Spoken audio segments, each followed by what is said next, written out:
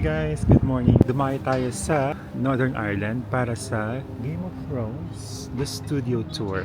Nandito tayo ngayon sa Banbridge in County Down, dating Linen Mill Studios na kinonvert at naging Game of Thrones Studio Tour na siya. Kung fan kayo ng Game of Thrones, the epic HBO show, that show catapulted to stardom. It launched the careers of many stars tulad ni Sophie Turner, Kit Harington, Peter Dinklage, at Emilia Clarke. Itong Game of Thrones Studio Tour is an immersive experience. Isa din ito sa mga naging location ng series mismo noon. Makikita yung mga authentic sets na ginamit during the filming of the TV show tulad ng Winterfell's Great Hall, Dragonstone, at saka yung Iron Throne. Paano ba kayo makakarating dito? Well, the most popular option would be to book a Game of Thrones Studio Tour, whether you're coming from Belfast or whether you're coming from Dublin, tulad ko.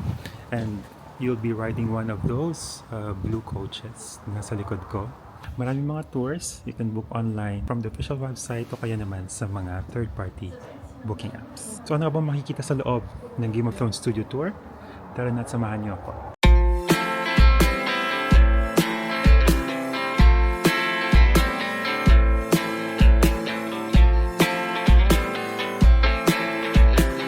So on this side, merong mga toilets, then merong cafe dito sa gitna, tsaka studio shop at nasa gilid naman ang cloakroom. So yung Game of Thrones lasted for 8 seasons with 73 episodes on HBO noong 2011 and 2019. I'm not really a huge fan, pero alam ko yung mga kaibigan ko, mga klase ko before. It was really popular. So this is a self-guided tour experience, roughly 2 to 3 hours.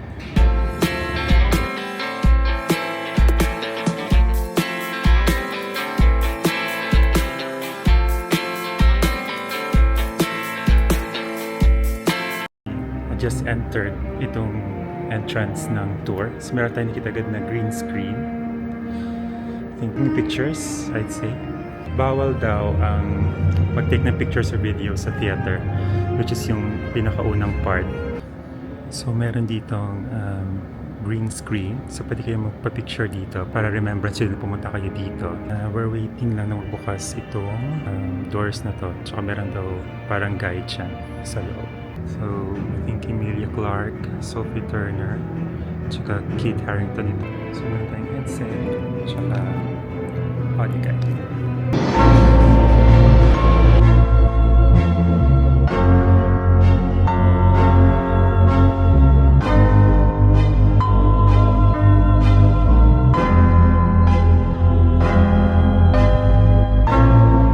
Alright guys, dito tayo ngayon sa loob ng Game of Thrones Studio Tour. So bago kayo pumasok, meron lang isang movie theater na mag-play ng parang 3-minute introduction video kung anong may expect nyo dito sa loob ng Game of Thrones. Tsaka nandun din yung some scenes sa movie, tsaka few words coming from the creative staff ng show, like yung creator tsaka yung director. So after 3 minutes, bubukas yung parang gate sa likod. So reminder lang, at the end then they will remind you of this na bawal mag-take ng picture at video sa part lang na yun, no? Sa theater part lang. After naman nun, pwede nang mag-take ng pictures and videos as much as you can. So ngayon, dito naman tayo sa art department at production design. So meron mga interactive screens dito, I think. Walang nangyayari pag kiniklik natin. Paano ba to? Or ganyan. Ayun. Ayun. So, dito makikita yung parang mga miniature sets nila. Tsaka yung parang mga blueprints, yung mga models. Ito naman yung sa buong production design. Mostly naman ang Game of Thrones is a heavily special effects show. So most of the sets are built from scratch, tapos from small sets, tapos with lots of editing and special effects.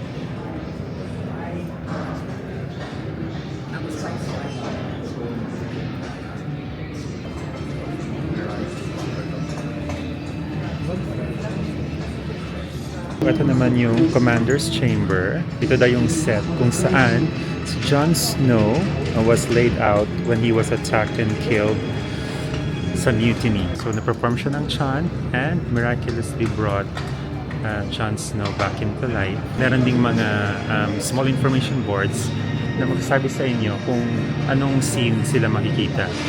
So, very informative siya at useful, especially sa mga tulad natin na hindi naman talaga nakapanood ng show. So, ito naman yung section ng mga set decoration and props. So, sabi sa atin ng guide, so, bawal daw hawakan anything that goes beyond these metal bars.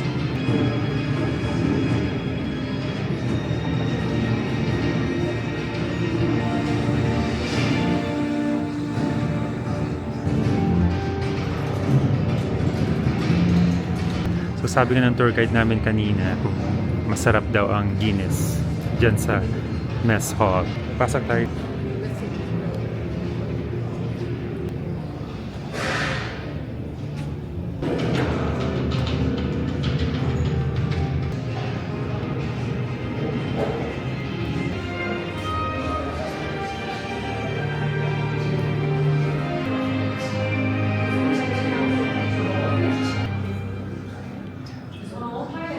So dito naman makita yung statue ni Jon, Sansa at ni Arya.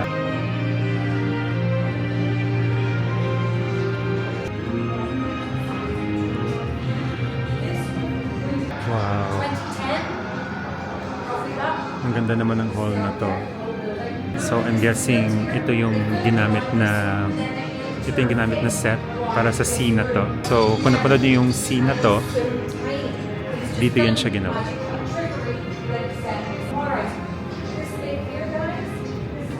Para din siyang maze, no? Paikot-ikot din siya. Pero isang level lang din. So, ito naman yung costume design department. So, ito yung mga costumes na ginamit ng mga bida. So, merong mga characters dyan sa likod. So, sa tingin ko naman, kung sino yung mga characters na yan, ito yung ganang mga costumes na ginamit, no? During the filming. Wow. So, syempre, bawal nating hawakan.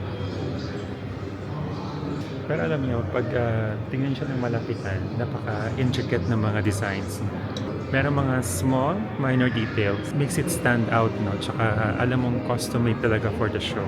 So, itong particular costume na to was worn by Daenerys, played by Emilia Clarke. Ito namang costume na to ay kay Sansa Stark, played by Sophie Turner, na kanyang sinuot noong season 8. It's a corset type of gown. Ito namang isang to was the coronation costume ni Cersei, played by Lena Headey. So, black symbolizing her mourning for her sons and father. So this is a Margaery Tyrell wedding dress nung sinuot niya to her wedding to Joffrey Baratheon, worn by Natalie Dormer.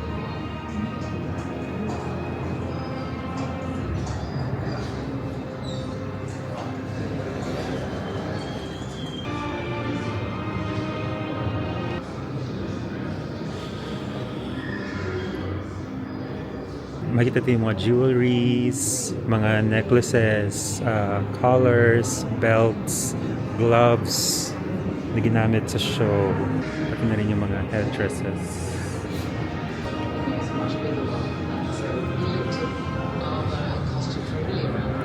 So kung meron mang character sa show na kilala ko talaga, ito yung character ni Peter Dinklage. At siya lang yung ma-recognize ko, no, based sa mga stand-ins nila. Tada! Meron ditong parang effect screen. So, subukan natin.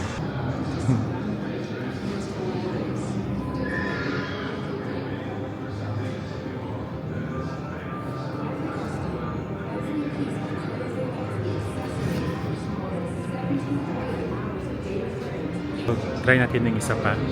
Dito naman tayo kay Lord of Bones. So sabi is step in front of the screen.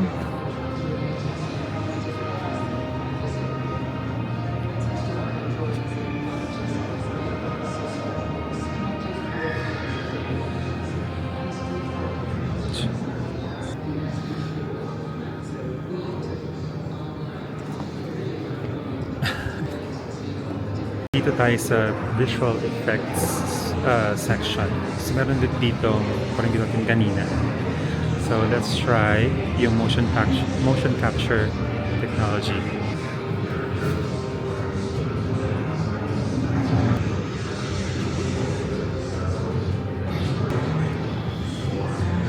So pinapakita sa screen yung hanggang sa ma-achieve nila yung gusto nilang look for the character. So kabilang sa mga special effects ng show, of course, yung ginawa nating motion capture. Tapos yung mga baby dragons na yon, they are special effects lamang.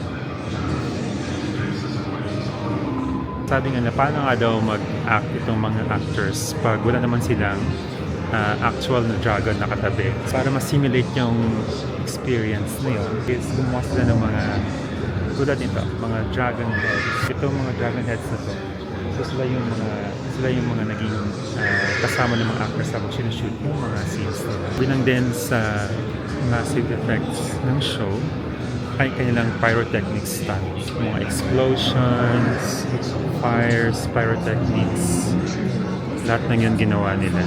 So dito naman sa part na to makikita ang prosthetics na ginamit sa show. So itong mga bang distinct looks para sa mga gumagamit ng mga prosthetics. So meron dito ang parang how to ride a dragon simulator. Tapos kina-coach naman kayo dito kung paano gagawin. Look scared, getting terrified expression. Perfect stuff. Love my stuff. Si Cersei, played by Lena Headey. So I'm thinking ito yung nasa death scene niya.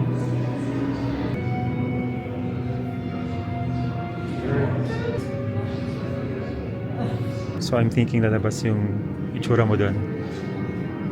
I think lalabas yung itsura mo dito. Place your head down inside the outline. Close your eyes and press. Okay. Gawin natin. Nasunurin tayo. So, tingnan natin. So, tayo yan. Tcharan! So, andun na tayo ngayon sa Hall of Faces. So, itong area naman na to is the armory. And as the name suggests, so dito naman makikita yung summon-sounding weapons. So, espada, bows, spear, arrows. I think ito yung espada ni Jon Snow. Ayan. So, ma-recognize niyo itong mga weapons na ito. So, this one particularly, Joffrey's crossbow.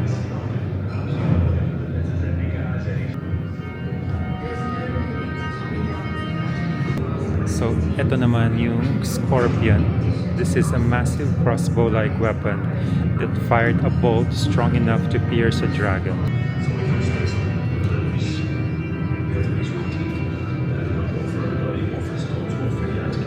Meron dito ang interactive experience, and I think this time it involves shooting an arrow. Okay.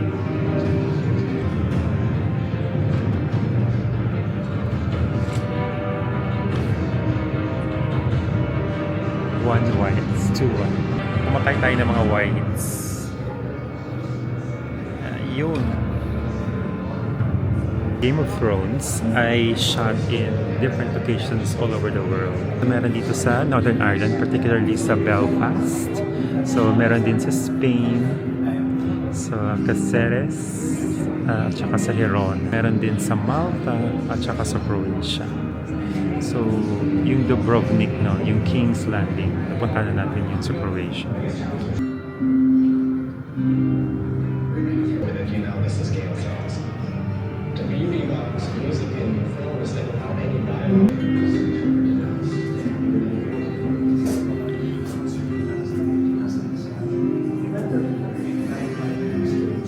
Ito yung pinaka-aesthetic na part so far ng exhibit. Ganda ng sets dito. I think ito yung pinaka-maliwalas.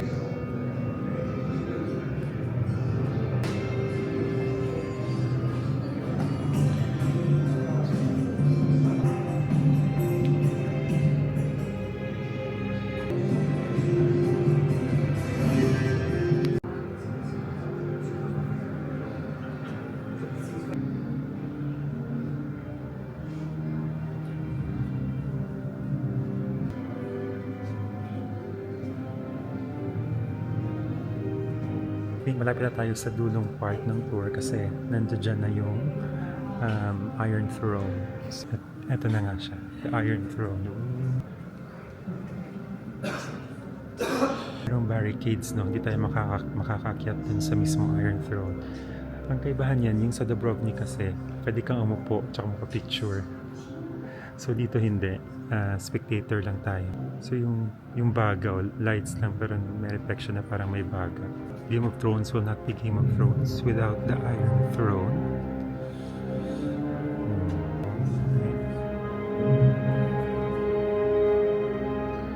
So meron siyang parang steamy, smoky effect. I'd say mas maganda pa yung nasa Dubrovnik kasi pwede kang umupo doon tapos naka-display lang siya. Tapos may harap, hindi ka pwedeng pumasok. Drop off natin yung ating audio guides tsaka headphones dito. Shop na. Shop, I think yung parang dragon riding experience sa loob. Ating walk na dito lahat. Gusto yung umupo sa Iron Throne, meron sila dito. So may bayad siya, no? Yung sa Dubrovnik kasi wala eh. Pwedeng pa-picture lang. Nalit tayo ngayon sa Lobby Cafe. Ang kinuha ko lang yung pictures sa Iron Throne. So 2 pictures lang kinuha ko out of the 3. Isang serious at isang wacky. Maganda naman yung booklet. Magandang klase, magandang material. It's around 30 pounds for 2 printouts ng photos tsaka 2 digital copies. So okay na rin yan. So ito yung book. Yan. In fairness, maganda naman yung paper material. So I think yung pictures, nasa dulo siya. So isang serious, tsaka ito yung kinorograph ni ate. So sabi niya, taas daw yung kamay, tapos anong gusto mo sa sword. I think mas ma-appreciate mo talaga siya if you're an avid Game of Thrones fan. Unfortunately, hindi ko siya napanood. So maybe, I'll try to catch up the 8 seasons. Pero overall, yung mga actual sets, costumes, props, prosthetics, weaponry, armory. So ma-imagine ko pag ikaw na talagang finalo mo yung series, pag napunta ka dito, talagang bucket list stick talaga siya. Magaling kayo ng Dublin, 35 pounds. Kasama na yung bus. Plus 30 pounds dito sa book. 5 pounds audio guide. So like 70 pounds. Not too bad. So yun lang. Thank you guys pagsama sa akin. And thank you for supporting my videos. So I hope to see you more sa future vlogs natin. So please, if you can, like and share this video and follow me in all my social media accounts. And I'll see you guys on the next one.